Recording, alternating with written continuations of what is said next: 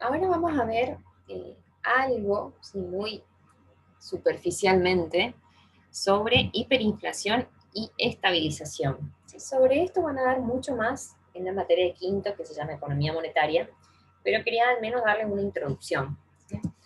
Entonces, vamos a ver los conceptos básicos. Digamos, ¿a qué llamamos inflación crónica? Inflación crónica es un episodio en el cual por varios años la tasa de inflación se ubica por encima del 100% anual. Sí, esa es la definición de Kegan. Hay, digamos, toda una discusión acerca de si taxativa sobre el porcentaje exacto, digamos, que se requiere del 100% anual, pero bueno, es una definición aproximada al menos, ¿sí? Fíjense que van a ver que en el libro de Brown y Yatch se habla sobre estos temas y se relatan o se identifican países que tuvieron inflación crónica y bueno, ellos cuentan que el episodio más largo a nivel mundial es justamente el que sufrió nuestro país entre 1974 y 1991, que terminó, bueno, luego con la convertibilidad, ¿no? Entonces, bueno, eso vendría a ser inflación crónica. Si a alguno le interesa en particular este fenómeno, cuáles son sus efectos y posibles políticas para aplicarles, puedo recomendar literatura. Justamente el año pasado uno de los alumnos de macro hizo un ensayo sobre inflación crónica que está muy interesante y muy completito, así que me avisan y les comparto si les interesa. Y luego también vamos a definir la inflación, según que bueno, lo define como un episodio en el cual la tasa de inflación alcanza o supera el 50%, pero mensual, que eso equivale aproximadamente a un 13.000% anual.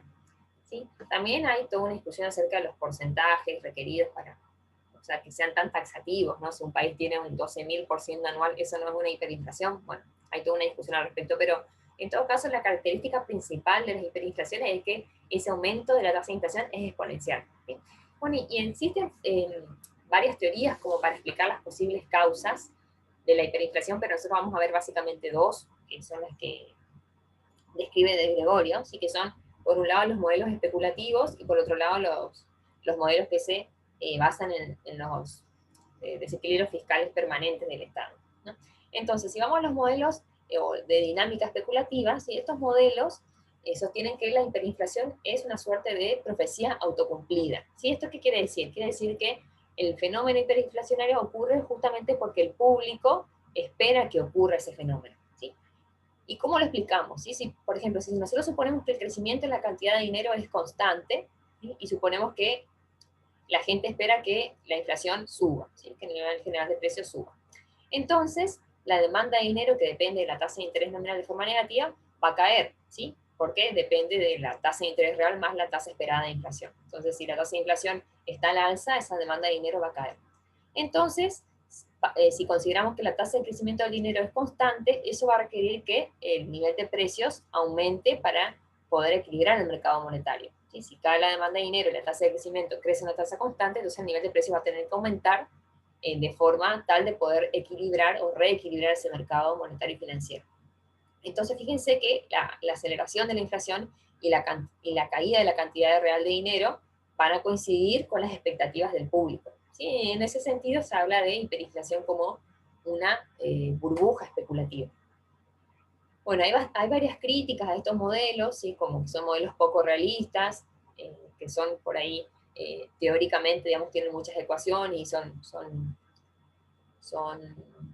elegantes, digamos, se les suele decir, pero por ahí se critica los fuertes supuestos en los que se basa y que, bueno, que todo un proceso hiperinflacionario pueda desencadenarse solo por las expectativas, digamos, del público.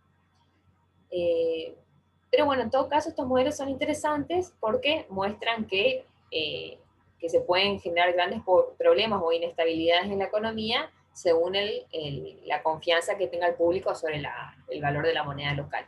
¿Sí? Y por otro lado, los modelos que se basan en los desequilibrios fiscales, ¿sí? Sobre todo existe un modelo muy conocido de Kagan, que también lo van a ver en economías monetarias, creo, en quinto año. Bueno, lo que dice Kevin es que la hiperinflación es producto de la recurrente necesidad de financiamiento del Estado, ¿sí?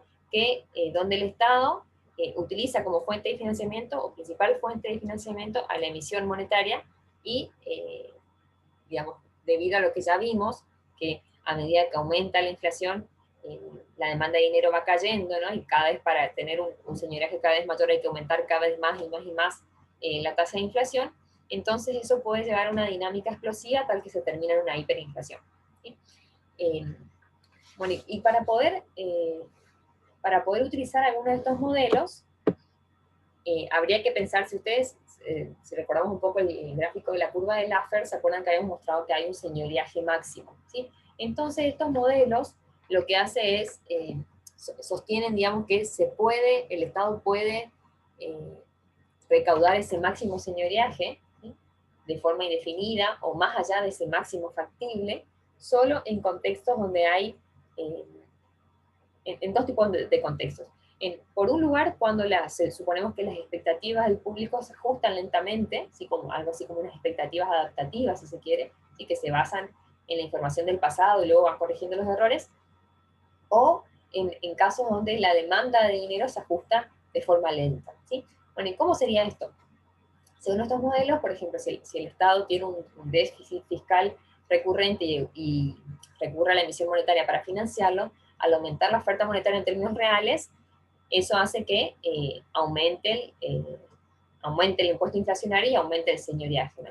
Pero bueno, si uno está en el máximo factible del señoreaje, el señoreaje va a poder seguir aumentando solamente si las expectativas acerca de la política del gobierno y del cambio del nivel de precios se corrigen algo rezagadas, ¿sí?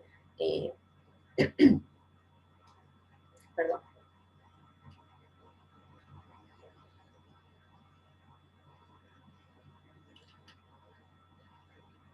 Por ejemplo, vamos con el primer caso que le decía de las expectativas adaptativas, ¿sí? Entonces, si suponemos que el Estado emite determinado nivel de oferta monetaria, ¿sí?, que es demandado para una inflación esperada determinada, ¿sí? Supongamos que entonces la autoridad monetaria necesita recaudar más en términos de señoreaje y por ello decide aumentar la velocidad de creación del dinero, ¿sí?, aumentar la creación de dinero, M sobre M, con el fin de obtener más señoreaje, ¿no? Entonces, las expectativas del público se acomodarán en algún momento, por lo tanto, la oferta nominal en términos reales se empezará a reducir, ¿no? Por lo que ya habíamos comentado antes cuando expliqué lo de la curva de Laffer. Entonces esto va a requerir que la autoridad monetaria acelere cada vez más y más y más la creación de dinero con el fin de obtener más señoreaje y de esa forma se va a generar más inflación, ¿sí? Y esto eventualmente, digamos, lleva a una explosión de la inflación, o sea, un proceso hiperinflacionario. O de forma alternativa podríamos pensar que las expectativas no son adaptativas, sino que son racionales, ¿sí?, o se ajustan más rápidamente, pero el ajuste en la demanda de dinero es lento, ¿sí? ¿Cómo entendemos esto? Esto, digamos, podemos pensarlo como que, de nuevo, el Estado necesita recaudar más en términos de señoreaje y para eso emite más dinero, y bueno, al emitir más dinero, obviamente que el impuesto inflacionario va a aumentar y el público se da cuenta de eso, pero ajusta su demanda de dinero a la baja de forma más lenta en comparación con la velocidad a la que se crea dinero. Entonces, por un tiempo, el señoraje puede aumentar hasta que luego la demanda de dinero se ajusta y así el señoraje empieza a disminuir porque la base del imponible en impuesto, es decir, la demanda de dinero cae. Pero en ese tiempo que tarda la demanda de dinero en ajustarse, el Estado recauda más por señoraje, luego cae, y luego eventualmente el Estado de nuevo decide aumentar la velocidad a la que crea dinero, el público tarda en ajustar su demanda de dinero, y en ese momento aumenta el señoraje, luego se vuelve a acomodar y vuelve a caer, ¿sí? Uno puede pensar en ese proceso. Van a ver que en el libro de Gregorio hay un ejemplo en particular con la función de demanda de Keynes que habíamos visto, pero si podemos entender, al menos en términos teóricos, los dos modelos, ya es suficiente, digamos.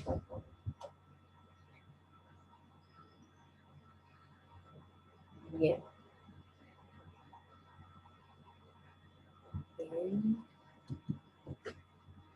Bueno, después en Brown y Diaz van a ver que se cuentan desde una perspectiva histórica, digamos, algunos momentos clave en los cuales ocurrieron hiperinflaciones, ¿sí? Uno de esos momentos fue con posterioridad a las guerras mundiales, la Primera y Segunda Guerra Mundial, ¿sí? Donde ellos cuentan que justamente los países que perdieron la guerra tenían que pagar las reparaciones de deuda y sufrían de procesos de inestabilidad política, etc.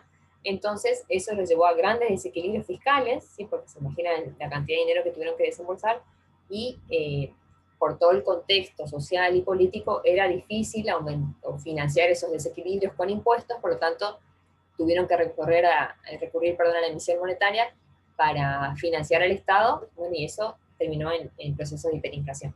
Y por otro lado, otro momento clave fue la crisis de la deuda de los países emergentes en la década del 90, ¿sí? Los países, en particular los países de Latinoamérica y el Caribe, que tenían importantes niveles de deuda en dólares, sufrieron la elevación de la tasa de interés de los Estados Unidos, que se produjo ya en la década del 90 como política antiinflacionaria, y esa suba de la tasa de interés en Estados Unidos elevó los servicios de deuda de estos países que estaban endeudados en dólares justamente, y complicó las posibilidades de que ellos puedan refinanciarse, por lo tanto, tuvieron déficits fiscales que no podían cubrirlos con deuda y tuvieron que recurrir de nuevo a la emisión monetaria.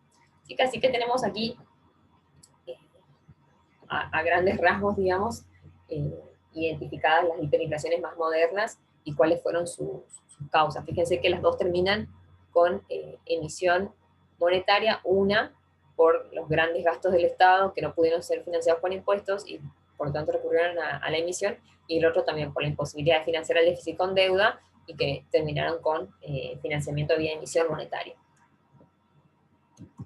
Después van a ver el libro Brown y Judge, que ellos presentan una tabla, que creo que tiene más países que los que están aquí, pero yo puse algunos nomás de ellos, donde se cuentan las experiencias de hiperinflación modernas en Latinoamérica, ¿sí? Vamos a basarnos simplemente en la Argentina. Fíjense en la última hiper, que se dio desde mayo del 89 hasta marzo del 90, duró 11 meses, la inflación acumulada fue de 15.167%, ¿sí? Eso implica en términos mensuales una inflación promedio del 58%, y la inflación mensual máxima fue el 197%. ¿Sí? Y ahí, bueno, ustedes pueden comparar con otros países, como la inflación, la hiper boliviana o la brasilera. Dejo para que lo lean solo, acá está el número de páginas, ¿sí? Bueno, y como salida a estos procesos de alta inflación, también Brown y Judge comenta que hay como dos grandes caminos. Por un lado tenemos las denominadas políticas de estabilización ortodoxa, ¿sí? Que básicamente consisten en políticas de demanda agregada contractivas, ¿sí? Es decir, tratar de aplicar políticas monetarias contractivas y también disminuir el déficit fiscal, es decir, políticas fiscales contractivas, ¿sí? Reducción del gasto o aumento de los impuestos. Y después tenemos todo otro abanico de políticas que son llamadas como políticas de estabilización heterodoxa, según las cuales, para romper esa inercia inflacionaria que se dan en los procesos hiperinflacionarios, no es suficiente con aplicar políticas de demanda agregadas contractivas, sino que es necesario realizar otras políticas más de sintonía fina, digamos, como por ejemplo congelar ciertos precios básicos, digamos, como por ejemplo las tarifas, los salarios, incluso el tipo de cambio, como se hizo en Argentina, ¿no? Con la convertibilidad. Y bueno, y de todas formas, para estos pensadores más heterodoxos, digamos, es esencial en estos episodios poder en el largo plazo cortar con la monetización del déficit fiscal, ¿sí? Es decir, contar con el financiamiento vía emisión monetaria del déficit del Estado, ¿sí? Pero bueno, hay muchísima literatura que no llegamos a revisar en el curso, pero estoy segura que en economía monetaria la van a ver, y si no, si les interesa, les puedo pasar bibliografía. Bueno, y también mencionan algunos diferentes tipos de políticas de estabilización según los diferentes regímenes cambiarios, ¿sí? Que por ahí esto es un poco más difícil porque todavía no vimos economías abiertas, pero por lo menos plantearlas, ¿sí? En economías que, por ejemplo, que tienen tipo de cambio, que eligen el tipo de cambio flexible, entonces una buena política es la fijación de los agregados monetarios, ¿sí? O senderos de crecimiento del dinero. Sería como una política de la regla de crecimiento de dinero de Friedman, que la habíamos visto antes, ¿sí? Entonces, establecer una regla clara, precisa, no discrecional sobre el crecimiento del principal agregado monetario con tipo de cambio flexible permite contener la inflación, ¿sí? O si se puede elegir un régimen cambiario con tipo de cambio fijo, ¿sí? En ese caso el tipo de cambio funciona como un ancla nominal y hace que el índice de precios local, o sea, la inflación local, esté atada a la inflación de la moneda para la cual se fija la paridad cambiaria, por ejemplo, porque si se fija respecto al dólar, entonces la inflación local evoluciona según la inflación en Estados Unidos, por decirlo, y en ese caso la oferta de dinero se acomoda a fluctuaciones de la demanda de dinero. Bueno, y una tercera alternativa es el régimen de metas de inflación, así que de eso también hay muchísima literatura, y el año pasado también unos alumnos de Mango hicieron un ensayo al respecto, así que si les interesa, les puedo compartir, y este régimen de metas de inflación es lo que por ahí más se está utilizando en la actualidad. ¿Sí? Bien. Estamos. Entonces, antes de terminar, quería mostrarle algo acerca de evidencia empírica de Gregorio, ¿no? Donde él muestra, bueno, en definitiva, hace algunas relaciones entre tasa de inflación y algunas de las variables que vimos en los modelos para ver su relación, ¿no? Entonces, por ejemplo, relaciona el crecimiento de la oferta monetaria de M1 con respecto a la inflación anual en un conjunto de países, y lo que observa, primero presenta un gráfico con datos de un solo año, ¿no? A ver, no, un segundito. Bueno, no me acuerdo qué grupo de países, pero ustedes si buscan, a ver, voy a mirar para decirles ya. Perdón, ¿eh?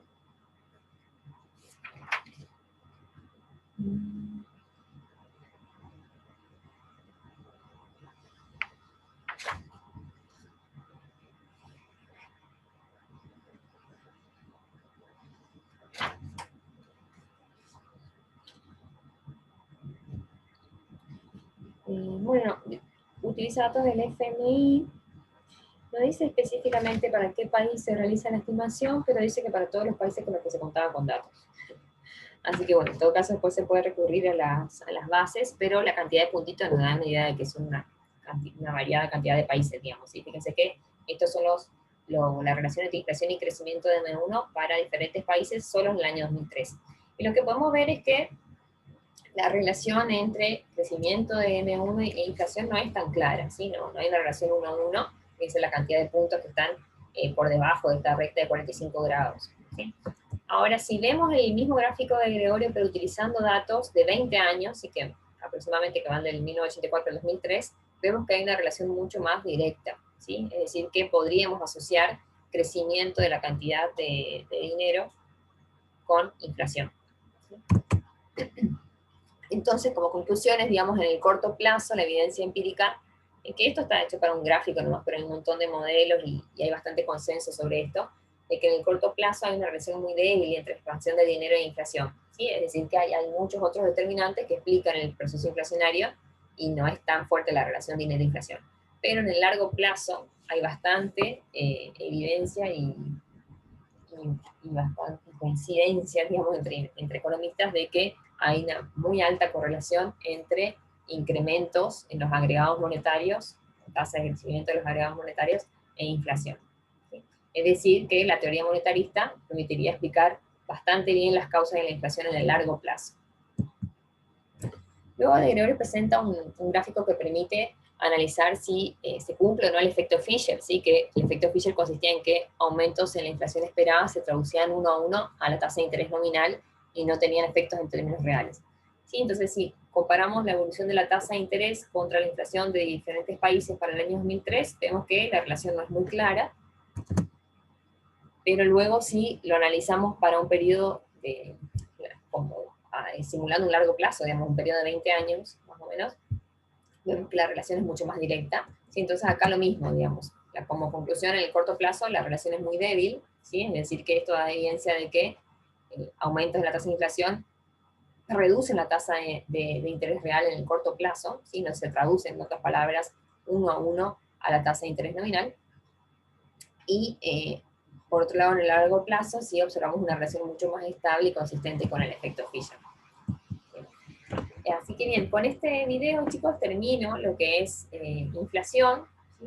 Conceptos básicos, sus efectos, sus posibles causas, y Y bueno, lo que sí vamos a ver ya curva de Phillips, ¿sí? Así que si tienen alguna duda, recuerden que estamos disponibles para consultas.